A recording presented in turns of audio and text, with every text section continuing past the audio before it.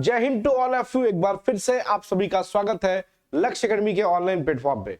Dear students, आज मैं आपको एक ऐसा टॉपिक पढ़ाने जा रहा हूं जो कि आपने बीएड या बीटीसी करते समय जरूर उसका उपयोग किया होगा। आज जो टॉपिक हम लोग पढ़ रहे हैं बीएड और बीटीसी का, वो है माइक्रो टीचिंग, और इससे एक ना एक क्वेश्चन गारंटी है पेपर में आता ही आता है। ये टॉपिक बहुत ही इंपॉर्टेंट है और डेली लाइफ में इसकी जरूरत पड़ती ही पड़ती है। उसके पीछे प्रमुख कारण क्या है? क्योंकि ये आपके अंदर शिक्षण कौशल का विकास करता है। किसका विकास करता है? शिक्षण कौशल का विकास करता है, मतलब टीचिंग स्किल का विकास करता है। माइक्रो टीचिंग की जरूरत क्यों पड़ी? माइक्रो टीचिंग की जरूरत इसलिए पड़ी क्योंकि हर शिक्षक को डिग्री लेने से शिक्षक नहीं बन जाता। उसको बोर्ड के सामने खड़े होकर पढ़ाने का एक स्किल होना चाहिए, और उसमें बहुत सारे शिक्षण कौशल आते हैं, जिसमें कि प्रस्तावना कौशल से लेके दृष्टांत कौशल, उदाहरण कौशल, ठीक है, श्यामपट्ट कौशल, ऐसे बहुत सारे कौशल है। करीब 14 टाइप के कौशल होते हैं। उन सभी कौशलों का एक एक करके एक बार माइक्रो टीचिंग करेंगे तो एक बार एक कौशल का विकास होगा। ये ध्यान रखिएगा। ऐसा नहीं कि एक बार माइक्रो टीचिंग करने आप गए तो एक बार में ही कई सारे शिक्षण कौशलों का विकास होगा। एक बार में सिर्फ एक शिक्षण कौशल का विकास होगा। माइक्रो टीचिंग को हम लोग अवरोही शिक्षण भी कहते हैं, क्योंकि ये ऊपर से नीचे की तरफ जाता है।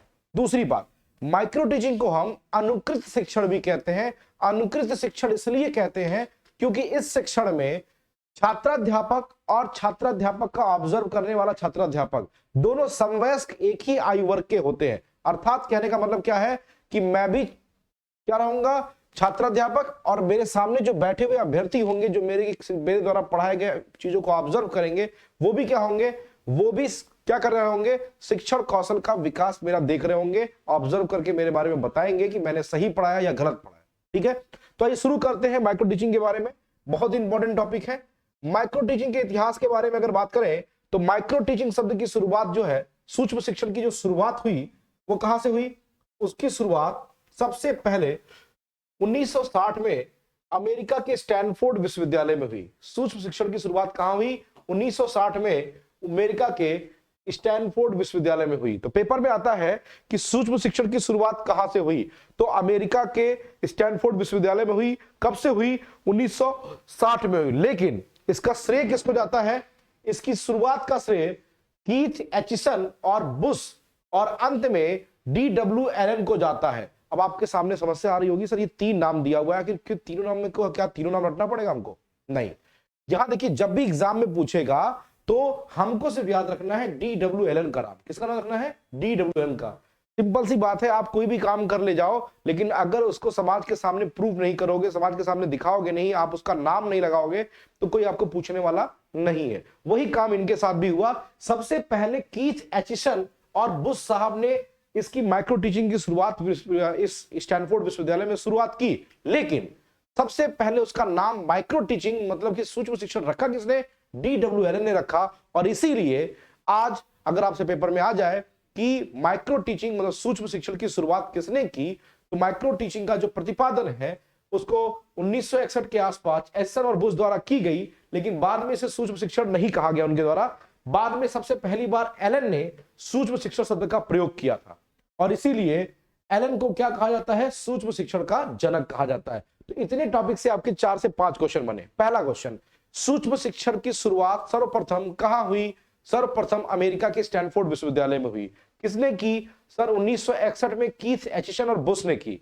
फिर आता है कि इसका प्रतिपादक कौन है या इसके जनक कौन है? तो जनक नाम इसलिए एलन रख दिया गया, DW एलन को रख दिया गया, क्योंकि उन्होंने सबसे पहले सूक्ष्म शिक्षण शब्द उपयोग में लाया था। तो पेपर में आ जाए कि सूक्ष्म शिक्षण शब्द सबसे पहले किसने उपयोग में लाया था, तो DW एलन ने लाया था। दूसरा क्वेश्चन आ जाए कि सूक्ष्म शिक्षण शब्द की शुरुआत सर्वप्रथम शुरुआत कहां हुआ, तो अमेरिका के स्टैनफोर्ड विश्वविद्यालय में 1961 में हुआ था। कभी कभी ऑप्शन में अगर कीथ एचिसन दिया हुआ है और DW एलन दोनों दिया हुआ है तो DW एलन पे लगा के आइएगा। लेकिन अगर DW एलन का नाम नहीं है ऑप्शन में और कीथ एचिसन और बुश का नाम दिया हुआ है तो उस पर टिक करके आइएगा। और मान लीजिए ऑप्शन में DW एलन भी दिया है और DW एलन और कीथ एचिसन दोनों दिया है, तो DW एलन और कीथ एचिसन दोनों वाले नाम पे टिक करके आएगा, क्योंकि दोनों का समान सहयोग था। लेकिन अगर लाइन से ये क्वेश्चन पूछता है, जो कि हमेशा पूछा जाता है कि सूक्ष्म शिक्षण का जनक किसे कहते हैं, तो DW एलन साहब को कहते हैं। आई होप कि इस पेज का सारे क्वेश्चन आपके तैयार हो गए होंगे, याद भी हो गए होंगे। चलिए अब देखते हैं आखिर माइक्रो टीचिंग है क्या। क्यों कराते हैं माइक्रो टीचिंग, देखते हैं। देखिए, माइक्रो टीचिंग जो सबसे पहले शुरुआत हुई भारतीय परिप्रेक्ष्य में अगर देखी जाए तो बहुत जगहों पे इसके बारे में चर्चा होती है। कुछ लोग कहते हैं बीकी पासी साहब ने शुरू किया, कुछ लोग कहते हैं डीडी तिवारी साहब ने शुरू किया। रियल में इलाहाबाद यूनिवर्सिटी के जो प्रोफेसर थे डीडी तिवारी साहब, उन्होंने माइक्रो टीचिंग की शुरुआत फर्स्ट ऑफ ऑल इंडिया में की थी। और इसीलिए अगर पेपर में पूछा जाए कि भारत में सूक्ष्म शिक्षण का श्रेय किसको जाता है तो डीडी तिवारी साहब को जाता है। देखिए, यहां लिखा होगा कि भारत में पहली बार सूक्ष्म शिक्षण का प्रयोग प्रोफेसर डीडी तिवारी ने किया, जिसके अलावा प्रोफेसर शाह और वीके पासी जैसे विद्वानों ने भी सूक्ष्म शिक्षण के क्षेत्र में उल्लेखनीय कार्य किया हुआ है। कुछ लोग कंफ्यूज रहते हैं, सर वीके पासी प्रमुख थे, नहीं, सबसे पहले प्रमुख इलाहाबाद यूनिवर्सिटी के डीडी तिवारी साहब थे, याद रखिएगा। बाद में वीके पासी का नाम आता है, क्वेश्चन को याद रखिएगा। अगला, भारत में सूक्ष्म शिक्षण का प्रतिमान एनसीईआरटी द्वारा दिया गया है। लगा लीजिए नहले पे दहला वाला क्वेश्चन, बहुत ही इंपॉर्टेंट है। पेपर में आता है कि माइक्रो टीचिंग क्या DWLN की दी गई माइक्रो टीचिंग ही हम फॉलो कर रहे हैं या हमने कुछ उसमें कुछ नयापन लाया है। तो देखो, भारतीय हमेशा दूसरों के पैटर्न को फॉलो जरूर करते हैं लेकिन एज इट इज फॉलो नहीं करते। ये हमारे भारतीय होने की सबसे बड़ी पहचान है। हम नकल करते हैं लेकिन वैसे नकल नहीं करते कि हूबहू को ये मान ले कि हमने नकल किया है। तो नकल करना जरूरी है लेकिन ऐसे नकल ना करो कि कोई आपके ऊपर शंका उठा सके। अगले के अंदर कमी दिखा दो और अपने अंदर अच्छाई ले आओ, यही भारतीयों की पहचान होती है। ठीक है, मेरे अनुसार। बाकी आप क्या सोचते हैं ये आप जाने। मैं ये जानता हूं कि अगर भारतीय है तो उसे एक अच्छा प्राणी होना चाहिए, समाज के सामने उसको एक आदर्श प्रस्तुत करना चाहिए, इसलिए मैं ऐसी बात कह रहा हूं। फिलहाल आपके लिए जो प्रश्न है, मुद्दे की बात पे आते हैं। मुद्दे की बात यह है कि भारत में सूक्ष्म शिक्षण का प्रतिमान किसने दिया है तो एनसीईआरटी के द्वारा दिया गया। क्लियर है? चलो अगले पॉइंट पे चलते हैं। माइक्रो टीचिंग की परिभाषा के बारे में चलते हैं। तो माइक्रो टीचिंग के बारे में मैंने अभी कुछ देर पहले बोला था और ये परिभाषा बहुत ही इंपॉर्टेंट है, मेरी तरफ से एग्जाम के लिए लिख लेना। DWLN क्योंकि इन्होंने ही माइक्रो टीचिंग शब्द दिया, यही उसके जनक है, तो परिभाषा इंपॉर्टेंट बनी जाती है। क्या सूक्ष्म शिक्षण एक सरलीकृत, ध्यान दीजिएगा, सरलीकृत शिक्षण प्रक्रिया है जो छोटे आकार वाली कक्षा में कम समय में पूर्ण होता है। अब यहां से जानते हो 4-5 क्वेश्चन बना, कहोगे कैसे सर, पेपर में आ जाएगा। सूक्ष्म शिक्षण है सरलीकृत शिक्षण प्रक्रिया, पहला ऑप्शन। दूसरा ऑप्शन, छोटे आकार वाली कक्षा में संपन्न होने वाला, 2 ऑप्शन। तीसरा, कम समय में पूर्ण होने वाला, और चौथा लिख दिया उपरोक्त सभी। तो होगा क्या, आप क्या लगा के आओगे, कम समय में पूर्ण होने वाला, क्योंकि नाम ही लिखा हुआ सूक्ष्म शिक्षण। लेकिन गारंटी क्या है, परिभाषा कहती है कि यह सरलीकृत शिक्षण प्रक्रिया भी है, मतलब कि शिक्षण प्रक्रिया को सरल बनाने की प्रक्रिया, ऐसी प्रक्रिया जो आपकी टीचिंग स्किल को बहुत ही इजी कर देगी, आप बच्चे को कम समय में ज्यादा समझा पाओगे। ये एक स्किल डेवलपमेंट कौन कराता है, माइक्रो टीचिंग कराता है। तो माइक्रो टीचिंग के अनुसार, DWLN की परिभाषा के अनुसार, यह एक सरलीकृत शिक्षण प्रक्रिया है, छोटे आकार की कक्षा में होता है और कम समय में पूरा होता है। इस बात का ध्यान रखिएगा। तो कम समय में, छोटे आकार में, सरलीकृत प्रक्रिया है, ये DWLN ने कहा है। अगली परिभाषा वीके पासी साहब की आती है। वीके पासी साहब ने क्या कहा है कि सूक्ष्म शिक्षण एक प्रशिक्षण विधि है।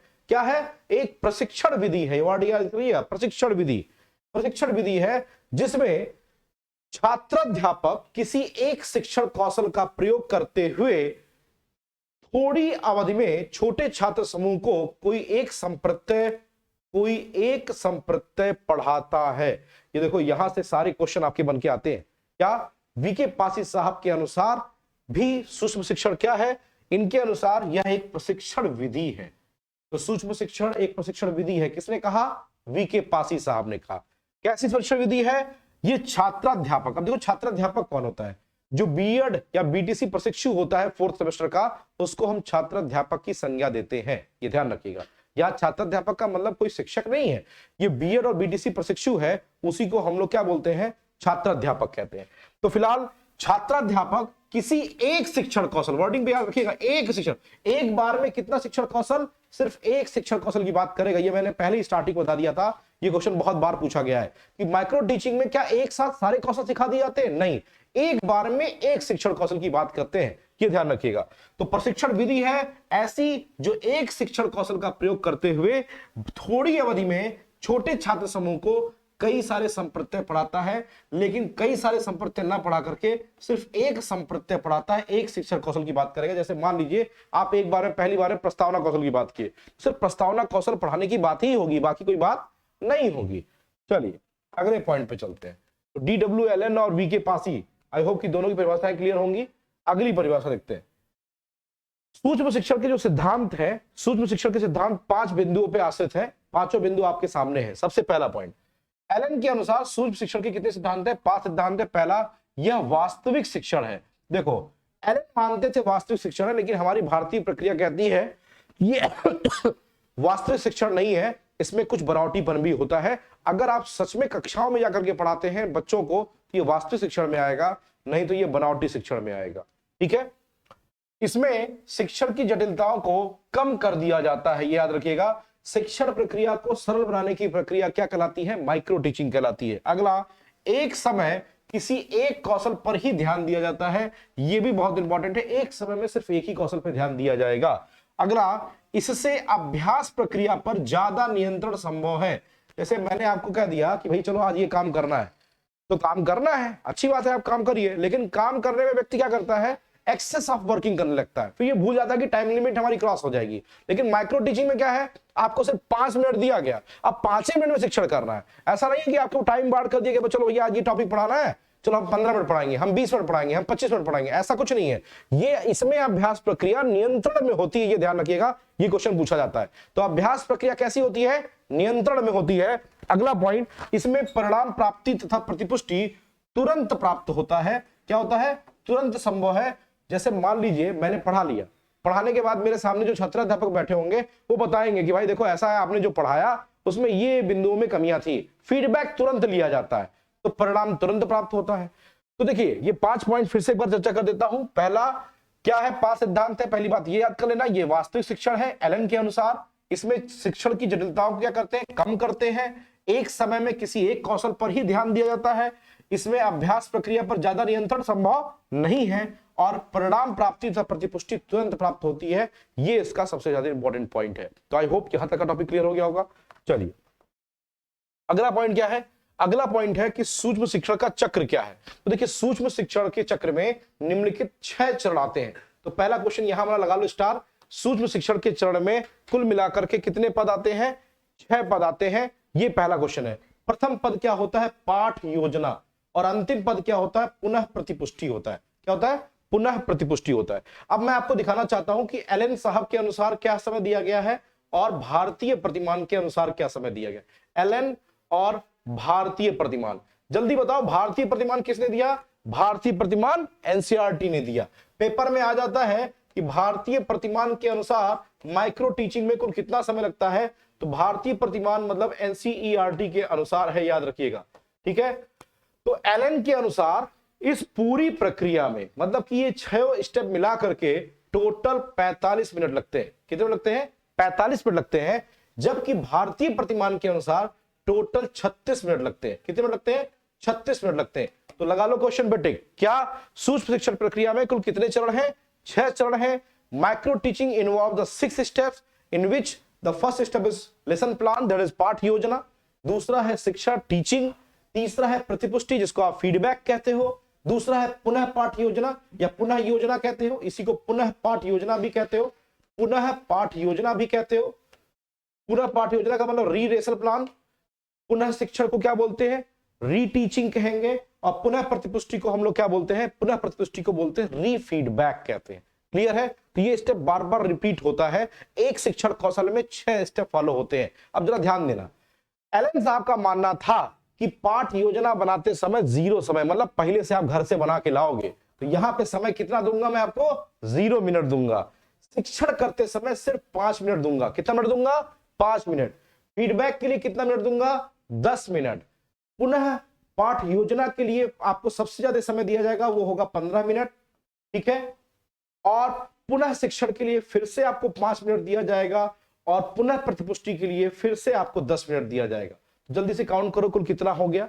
10 5 15 15 30 30 10 40 और 5 45। टोटल कितने मिनट हो गए? 45 मिनट हो गए। कहां पे समय नहीं दिया जा गया? आपके सामने है इन 6 पदों में कहां समय नहीं दिया गया? यहां पे समय नहीं दिया गया। पाठ योजना में समय 0 दिया गया, शिक्षण में समय 5 मिनट का दिया गया। तो पेपर में पूछता है कि एलन के अनुसार, किसके अनुसार? एलन के अनुसार प्रथम पद में कितना समय लगता है? तो एलन के अनुसार प्रथम पद में 0 समय लगता है। एलन के अनुसार माइक्रो टीचिंग या सूक्ष्म शिक्षण की कुल समय अवधि कितनी होती है? तो 45 होती है। एलन के अनुसार शिक्षण के लिए कितना समय दिया गया है, तो 5 मिनट। प्रतिपुष्टि के लिए कितना दिया गया है, तो 10 मिनट। पुनर्योजना के लिए कितना दिया गया है, तो 15 मिनट। और पुनः शिक्षण के लिए दिया गया है तो 5 मिनट, और पुनः प्रतिपुष्टि के लिए दिया गया है तो 10 मिनट। तो कुल मिला के 45 मिनट। भारतीय प्रतिमान के पास चलते हैं। भारतीय प्रतिमान भी कहता है कि भैया हम पुनः पाठ योजना, देखो मैंने कहा नकल करेंगे लेकिन कुछ संशोधन करके ऐसा दिखाएंगे कि आप गलत हैं और हम सही हैं। जी हाँ, यही हुआ यहाँ पे। भारतीय प्रतिमान भी कहता है पाठ योजना शून्य।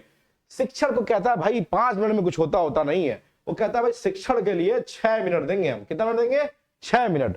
प्रतिपुष्टि के लिए भी कहा कि भैया कि केवल 6 मिनट देंगे। पुनः पाठ योजना के लिए उसने आपको सबसे ज्यादा समय दिया और वो समय दिया है 12 मिनट का। कितने मिनट का, 12 मिनट का। पुनः शिक्षण के लिए फिर से आपको 6 मिनट का समय दिया गया और पुनः प्रतिपुष्टि के लिए फिर से 6 मिनट दिया गया। तो जल्दी से जोड़ लो, 6 और 6 12, 12 12 24, 24 और 6 30 और 6 36। तो भारतीय प्रतिमान या एनसीईआरटी के अनुसार माइक्रो टीचिंग में कुल कितना समय दिया गया है, 36 मिनट। और एलन साहब के अनुसार माइक्रो टीचिंग में कुल कितना समय दिया गया है, तो 45 मिनट। तो आई होप कि दोनों कंपैरेटिव तैयार हो रहा होगा। क्लियर है। कुल कितने पदों की संख्या है, कुल पदों की संख्या है 6। पहला पद क्या है, पाठ योजना। अंतिम पद क्या है, पुनः प्रतिपुष्टि। स्टेप फॉलो करिएगा, पाठ योजना, शिक्षण, प्रतिपुष्टि, पुनः पाठ योजना, शिक्षण, प्रतिपुष्टि। तो घटते से बढ़ता, बढ़ते से घटता क्रम, यहां पे टॉप टू बॉटम आ रहे हैं, इसीलिए इसको अवरोही शिक्षण भी कहते हैं। यहां पे मैं मतलब एक छात्राध्यापक दूसरे छात्राध्यापक के साथ फीडबैक का भी काम कर रहा है। मैं ही पढ़ा रहा हूं, मेरे साथ के लोग मेरा फीडबैक दे रहे हैं, इसीलिए इसको अनुकृत शिक्षण भी कहते हैं। क्या बोलते हैं, अनुकृत शिक्षण भी कहते हैं। एलन साहब के अनुसार 45 मिनट, भारतीय प्रतिमान या एनसीईआरटी के अनुसार कुल 36 मिनट। सर्वाधिक समय कहां दिया जाता है, सर्वाधिक समय पुनः पाठ योजना पे दिया जाता है। एलन के अनुसार 15 मिनट और हमारे अनुसार मतलब भारतीय प्रतिमान के अनुसार 12 मिनट दिया जाता है। तो याद रखिएगा, ये question previous year super TET में आया भी है, इसे फोकस करिएगा। चरण याद रखिएगा, बहुत जरूरी है। अंत में आपको डायग्राम के थ्रू मैं रिवीजन भी कराने वाला हूं, तो बिल्कुल भी परेशान होने की जरूरत नहीं है। चलिए, सूक्ष्म शिक्षण का भारतीय प्रतिमान, जिसकी बात मैंने की थी वही बात यहां पे आ गई। क्या है, किसने तैयार किया, एनसीईआरटी द्वारा तैयार किया गया। इसमें महंगी तकनीकी की जगह चर्चा विधि, याद रखिएगा चर्चा विधि का सहारा लिया गया है। तो हमारा जो भारतीय प्रतिमान है वो किस पे आधारित है, संवाद विधि पे आधारित है, चर्चा विधि पे आधारित है। अब कहेंगे काहे को, विदेशों में क्या होता है, जब वहां पे माइक्रो टीचिंग होती है तो वहां पे वीडियो रिकॉर्डिंग होती है। हमारी जो नई शिक्षा नीति है वो इस बात का समर्थन करती है, लेकिन अभी फिलहाल ये लागू नहीं है। माइक्रो टीचिंग में विदेशों में क्या होता है, वहां पे वीडियो रिकॉर्डिंग होती है, लेकिन भारतीय प्रतिमान में ऐसा कुछ नहीं है, वीडियो रिकॉर्डिंग नहीं होती। इस मायने में हम वहां से अलग हैं। तो पेपर में आता है कि भारतीय प्रतिमान के अनुसार निम्नलिखित में से कौन सी सूक्ष्म शिक्षण की विधि है जो नहीं लागू होती है।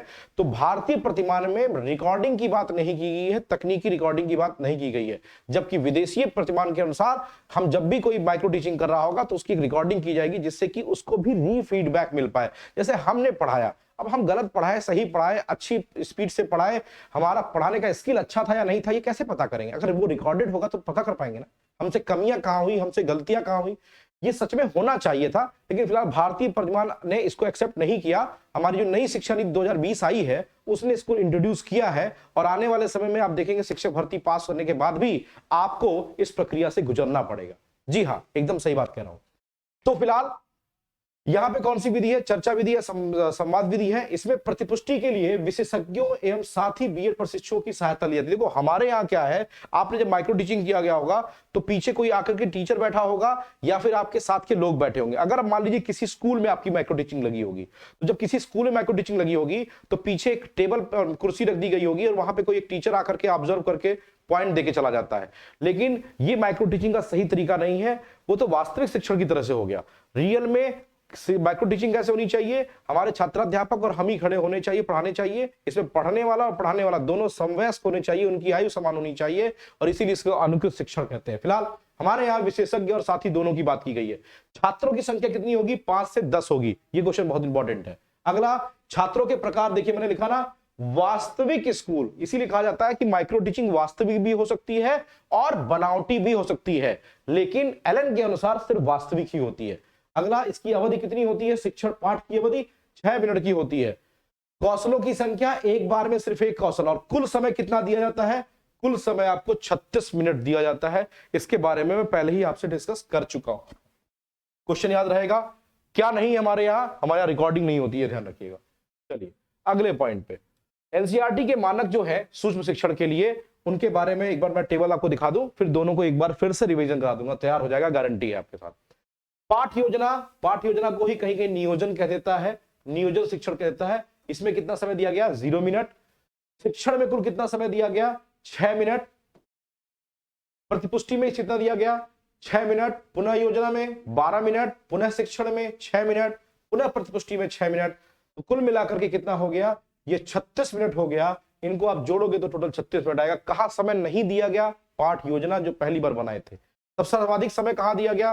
पुनः योजना में, मतलब पुनः पाठ योजना बनाने में दिया गया। आइए इसको एक डायग्राम की मदद से मैं आपको समझाने का प्रयास करता हूं।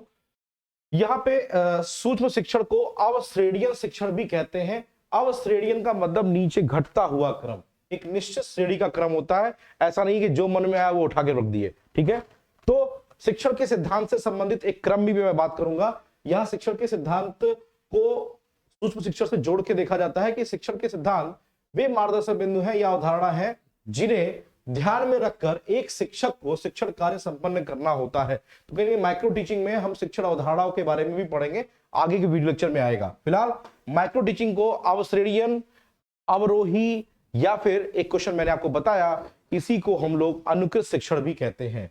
तो माइक्रो टीचिंग का हम जो लास्ट पॉइंट पढ़ने जा रहे हैं, ये देखिएगा पॉइंट, ये आपके लिए मैंने फ्लो चार्ट बनाया है, इसको जरा ध्यान से देखिएगा। इस फ्लो चार्ट में अगर मैं भारतीय मानक की बात करूं तो यहाँ पे कुल समय जो आपको दिया जाता है वो 0 मिनट दिया जाता है।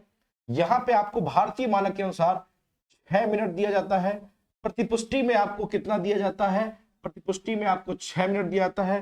पुनः पाठ योजना बनाने में सर्वाधिक समय दिया जाता है, वो होता है 12 मिनट। उसके बाद फिर आपको यहाँ पुनः शिक्षण करने का मौका दिया जाता है जो कि 6 मिनट का होता है, और पुनः प्रतिपुष्टि कितनी होती है? 6 मिनट। लेकिन अगर यही मैं एलन के अनुसार की बात करूं, जो कि रेड कलर से मैं आपको दर्शाने जा रहा हूं, तो एलन के अनुसार सबसे पहले 0 मिनट दिया जाता है, शिक्षण के लिए 5 मिनट दिया जाता है, उसके बाद प्रतिपुष्टि के लिए 10 मिनट दिया जाता है, उसके बाद पुनः पाठ योजना के लिए 15 मिनट दिया जाता है, और पुनः शिक्षण के लिए फिर से 5 मिनट दिया जाता है, और यहां पे फिर से 10 मिनट दिया जाता है। तो एलन के अनुसार 0, 5, 10, 15, 5 और 10 मतलब 45 मिनट दिया जाता है, जो कि विदेशी मॉडल है। हमारा भारतीय मॉडल जो कि एनसीईआरटी ने लागू किया, वो ब्लू कलर से मैंने लिखा है, वो 6 और 6 12 और 12 24, 24 और 6 30 और 6 36 मिनट की योजना है। और ये साइकिल फॉलो होती है माइक्रो टीचिंग की। पहले पाठ योजना जो कि आप घर से बना के ले जाओगे, फिर शिक्षण, फिर प्रतिपुष्टि, फिर पुनः पाठ योजना, फिर पुनः शिक्षण और फिर पुनः प्रतिपुष्टि। क्लियर है? इन सारे स्टेप्स में एक बार आपको कोई एक लेसन प्लान बनाना होगा, एक बार में सिर्फ एक शिक्षण कौशल की बात करेंगे, ठीक है। तो अब आपसे विनम्र आग्रह है, इसके क्वेश्चन सीरीज में मैं आपके लिए लेके आऊंगा। फिलहाल आप इन टॉपिक्स को अच्छे से नोट्स बना लीजिए। आपको कोई प्रॉब्लम आ रही है, कोई समस्या है, तो एक बार जरूर शेयर करिएगा। तब तक के लिए आपको बहुत बहुत धन्यवाद। अगले वीडियो लेक्चर में मैं आपको शैक्षणिक उद्देश्यों के साथ मिलूंगा, जो कि ब्लूम साहब के दिए हुए हैं, जो कि 3 स्तर में है, संज्ञानात्मक, भावात्मक और मनोक्रियात्मक स्तर में। उनके बारे में डिटेल पढ़ेंगे। तब तक के लिए बहुत बहुत धन्यवाद। Thank you.